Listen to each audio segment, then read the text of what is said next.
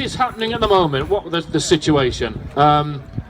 We know for a fact that the Cull is going to be extended this year.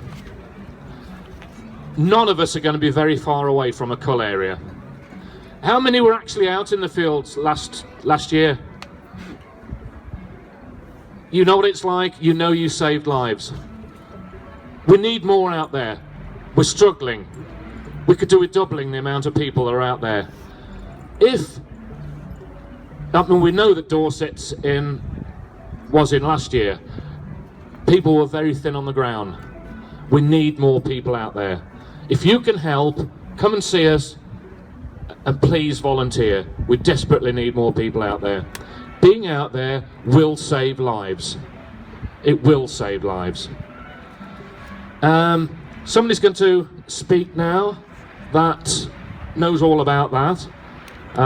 She's been an activist now for a good many years, and she's going to tell us what it's like. Here's Sarah.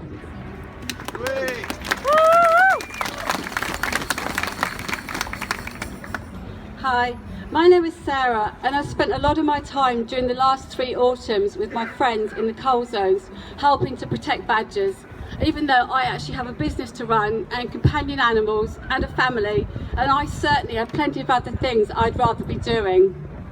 There have been nearly 4,000 badgers killed so far, 4,000 pointless, painful deaths. It's not an easy thing to think about, but without our efforts there would have been a lot more.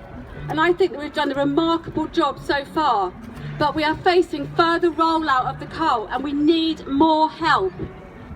I started campaigning against the badger cull more than 4 years ago because I felt the whole thing was so wrong, so misguided and cruel that I felt sure that it could be stopped. I knew badgers were a protected species, and I felt that we, the British people, love our badgers, and I did not believe that the people would accept the wholesale slaughter of an iconic protected animal. And in that belief I was right, but I was also wrong. It's true that the majority of the population, if asked to tick a box, will say that they oppose the badger cull. And over 300,000 people signed the e-petition against it. And hundreds of thousands have contacted their MPs or aired their concerns in newspapers or social media. And tens of thousands of people have been on demos against the cull. I'm certainly not knocking all these other ways we can and should oppose the cull. They're all important. But if I was a badger in the killing fields of Somerset or Gloucestershire or Dorset last autumn, I would have got cold comfort from all of that. It's just not enough. The badgers need more than that. The badgers need direct action. The badgers need boots in fields. The only thing that kept badgers alive once the shooters were out with their guns was the presence of a few hundred people who cared. The ones out of all the millions who opposed the cull, who actually cared enough to get off their backside and go out into the cull zones, as is their right, and protect the badgers by being there, so that the shooters cannot shoot.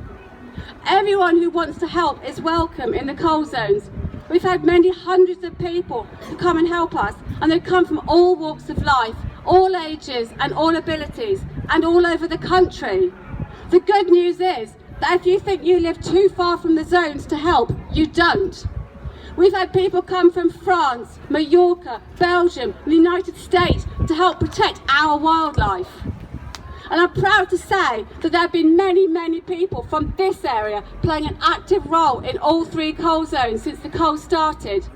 Please find Brighton Hunt Sabs or South Coast Animal Rights or Hunt Sabs on Facebook, or contact the Hunt Sabs Association to find your nearest group. There are well-established campsites in all zones and lift share pages on Facebook. You can find people to travel with and be part of a team. You won't regret it, and you'll make friends for life. Everyone can play a part, and the more of us there are, the easier is our job. If we had 1/10 of the number of the people who signed the e-petition helping us in the zones, we could stop the cull in 1 day. What we're doing is perfectly legal. In this country we have a proud tradition of standing up for what we know is right, and we certainly have right on our side here. Direct action saves lives, and when the shooters are out, There is no other hope for the animals that they're aiming to kill. If there is someone on a footpath near a shooter, then they cannot and must not shoot. They have to break their guns. That is the law, and it can save lives.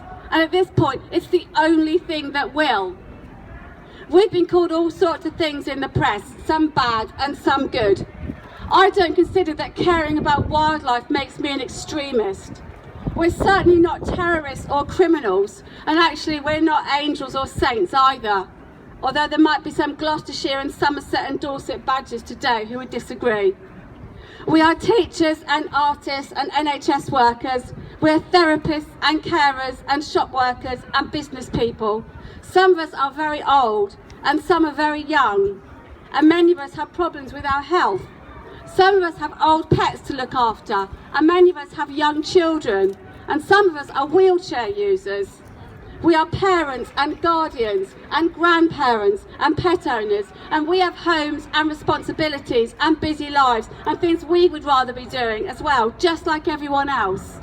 We're just ordinary people doing something extraordinary, standing up for what we believe. In the words of Albert Einstein, the world will not be destroyed by those who do evil, but by those who watch them without doing anything. It's not enough to have compassion, we must act. Please join us. Well done, well done.